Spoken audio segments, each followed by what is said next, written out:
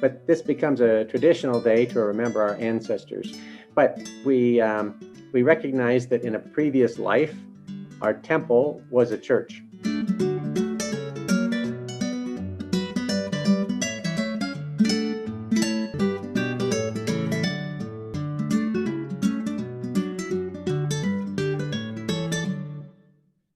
I think it's like, look, we have in Asia, we have a Vesak celebration, the Asada, and also the Katina and the Maga Puja. And how is it celebrated there in the United States? So we celebrate Enlightenment Day. Okay. We celebrate the birth of Shakyamuni Buddha.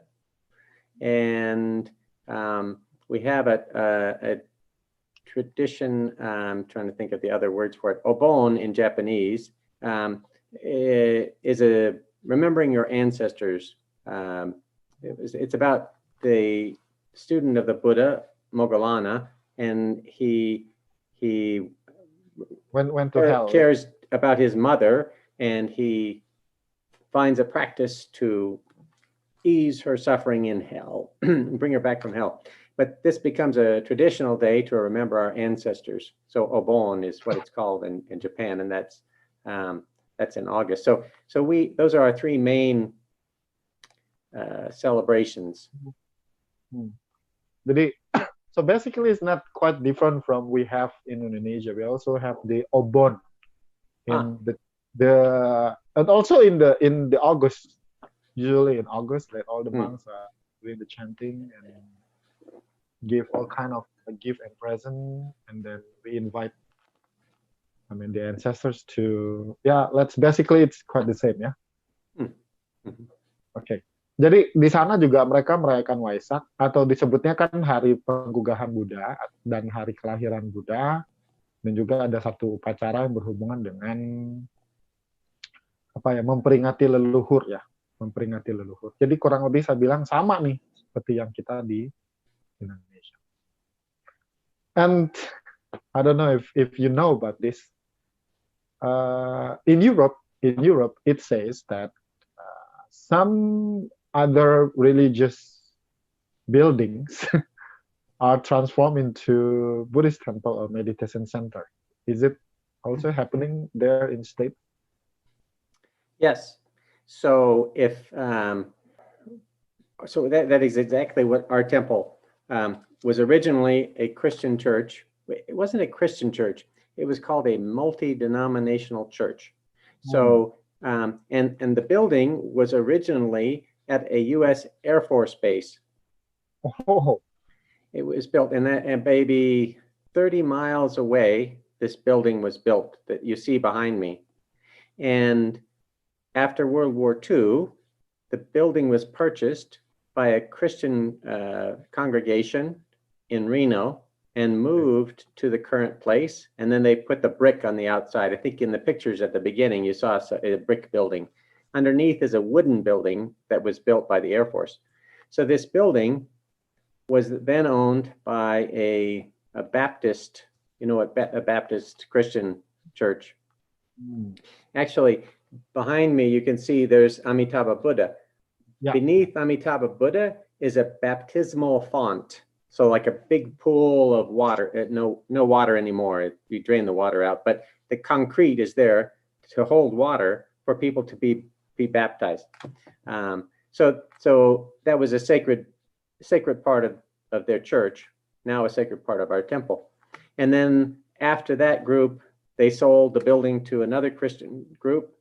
And then Dr. Matsunaga, Dr. Lee bought the building, and I want to say 1989, I think 1989.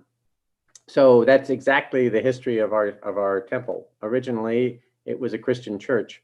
There are very few Christian symbols built into the woodwork, but occasionally there's some doorway or something that has a cross on it, and it's fine, Jesus, it doesn't really matter.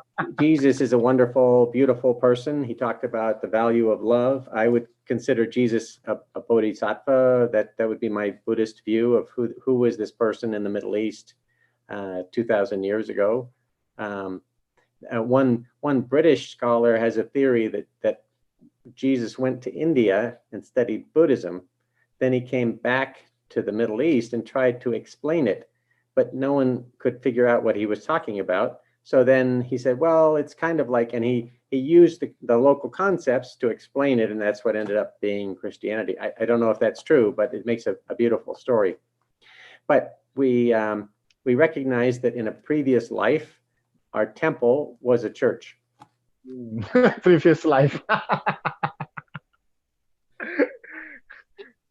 Ya, jadi sejarah tempat wihara beliau ini dulu adalah gereja yang udah mengalami beberapa kali renovasi dan berpindah tangan ya.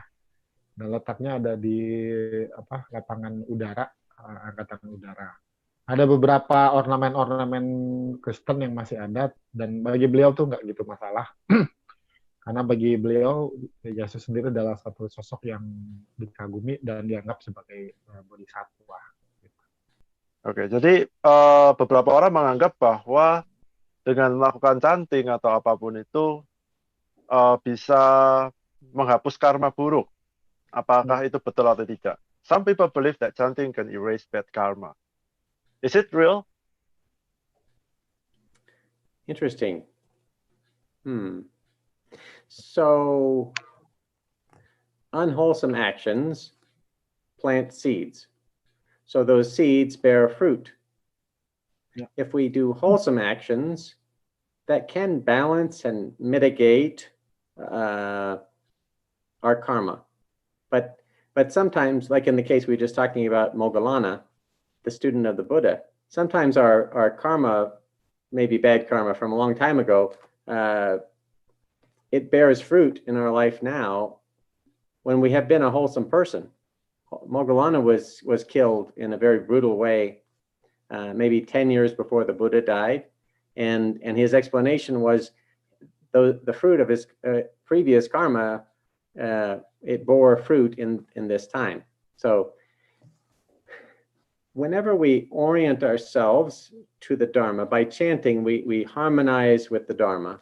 That is a wholesome action, and if we can get in the good habit of being harmonious with the Dharma, then maybe the bad fruit of our previous actions does not mature. It does not grow big.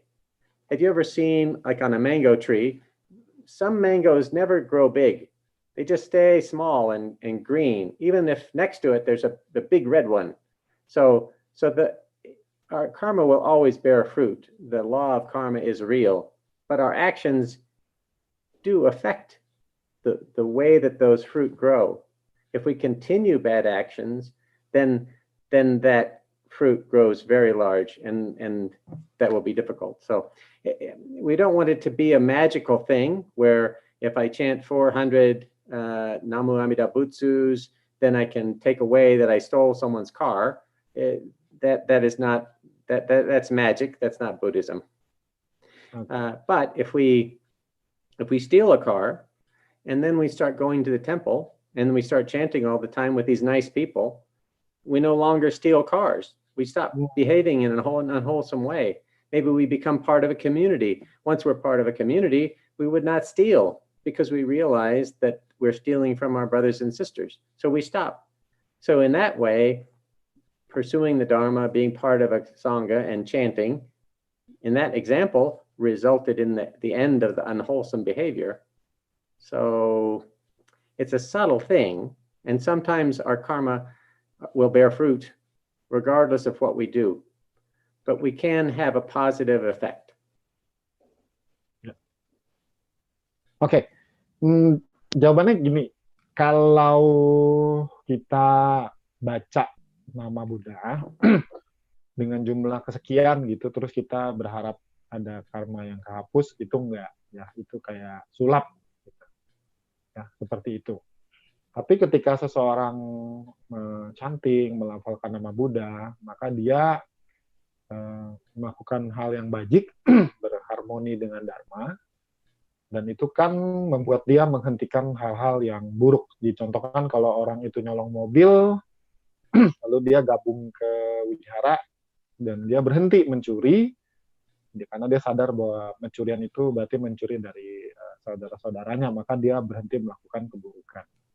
Di dalam agama Buddha sendiri juga dikatakan ada satu kisah tentang Moggallana ya. Kalau Anda penasaran, Moggallana itu meninggal sebelum Buddha dan meninggalnya cukup tragis sebenarnya ya. Kalau penasaran cari ceritanya ya, jangan cerita sekarang. Dan itu karena memang karmanya sudah berbuah gitu. Dan kita juga lihat bagaimana beliau mencontohkan ada satu pohon mangga ya, ada mangga yang kecil, nggak gede-gede, tapi ada mangga yang buahnya besar. Nah, ini dapat kita samakan dengan karma ya, karma yang berbuah. Gitu. Dari intinya adalah dengan melakukan kebajikan, maka kita dapat mengurangi karma-karma buruk yang telah kita lakukan. Ini ada pertanyaan lagi. Oh ya. Pertanyaan dari audiens. Sejak Buddha Gautama, sudah ada banyak Buddha yang lebih awal. Apakah pandangan Buddha terdahulu sama berpegang pada ajaran Dharma yang diajarkan Buddha Gautama? Karena tidak ada catatan dari Buddha sebelumnya. Trims Anumodana. Pertanyaan dari Bapak Amin Wijaya. Ya, itu translate lah. Okay. Istirahat dulu. So there's a question from Gautama Buddha. Before Gautama Buddha, there is the ancient Buddha. There are a lot of ancient Buddhas. Is the ancient Buddha's teaching also teach the same thing as what is taught by Gautama Buddha? Because there is no record. There is no record from the ancient Buddha before the Gautama Buddha. Thank you. That's the questions from Mr. Amin Wijaya. Okay. Thank you for that question, Mr. Amin. Yes, when I went on a pilgrimage to India last March, and when we were going to the sacred places of Bodh Gaya, we were talking to our guide, and he said there was another stupa from a Buddha before Gautama Buddha in this direction nearby to where we were, and some of our members were surprised that everyone has some sense that Buddhas existed before Gautama Buddha.